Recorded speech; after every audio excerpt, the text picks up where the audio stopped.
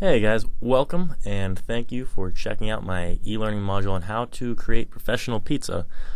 In this portion, the video portion, you will be seeing how I work the dough from when it is in the bag, from each step onward from there until it is on the screen ready for sauce and cheese. So let's get started. Alright, so we have our somewhat proportional dough ball. This looks pretty healthy. First step is to go ahead and press inward, as you are seeing, on the tip of the dough ball in the bag, pressing it straight inward.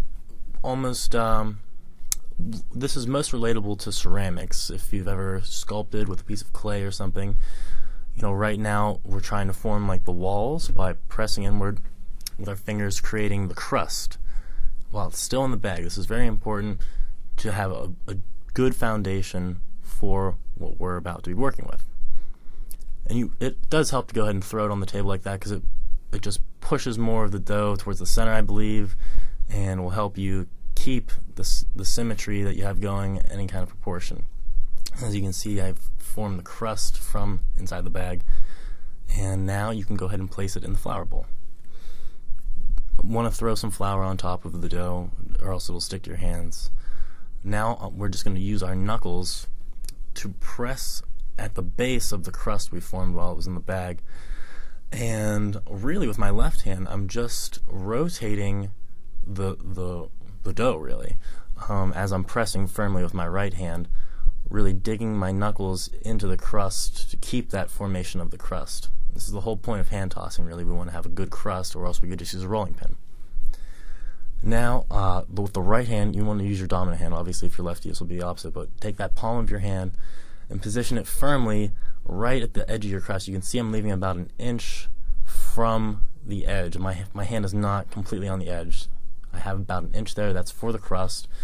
And now, my left hand isn't doing much at all. It's really just pulling from my right hand, pressing down on the majority of the right-hand side of the pizza. Again, it's my dominant hand, so I'm making sure everywhere is the same, and now we're ready for docking. This procedure, you want to keep a firm wrist and do it very quickly. This is just to assure air bubbles are getting out of the pizza. We don't want those blowing up in the oven. Again, maybe 20 times. I'm not sure how many times I did it there, but really you just need to look at your pizza and you see that I'm popping an air bubble there. I saw it. Just whenever you're docking it like that, it pushes the air around in the pizza, getting rid of some of the air bubbles, and some will make some rise. And now we are ready for the most difficult part, which is the hand tossing portion. Practicing this at home with a small dish towel is very good practice, because it simulates this motion of back and forth, and really a lot of the pressure, I guess, that I'm putting on it is coming from the toss of the right hand, and the left hand is catching it, and as it catches it, it's going to stretch out. It's going to stretch the dough out even further, and that's what we want. You want to be very careful, though, that you're not catching it with your fingertips. You want to catch it with the whole hand, the palm and fingers included. That back and forth motion will get you the stretch that you want. Using the crust as kind of a barrier will help you also catch the pizza more easily as you're hand tossing it. Now we're just going to place it on the screen. Make sure none of the screen is visible. That would mean the pizza is too short, and you don't want it overhanging really off of the screen.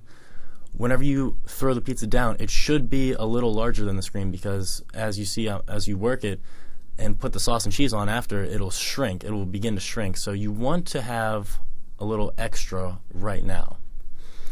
And I just show you again how to repair a tear, because I didn't feel my other podcast portion was strong enough. So I just show you just really quickly here in the video what the tear would look like and how you need to pull away from the center of the pizza towards the outer edge. And just press firmly there to repair your tear. And again, this is your final step right here. Just grab your edges of the crust, pull them outwards, trying to get your pizza, just cover the whole screen. And again, it should be a little bit hanging off because it's going to shrink a little when the sauce is put on. Alright, I think that's about it, and thank you guys for checking out my module.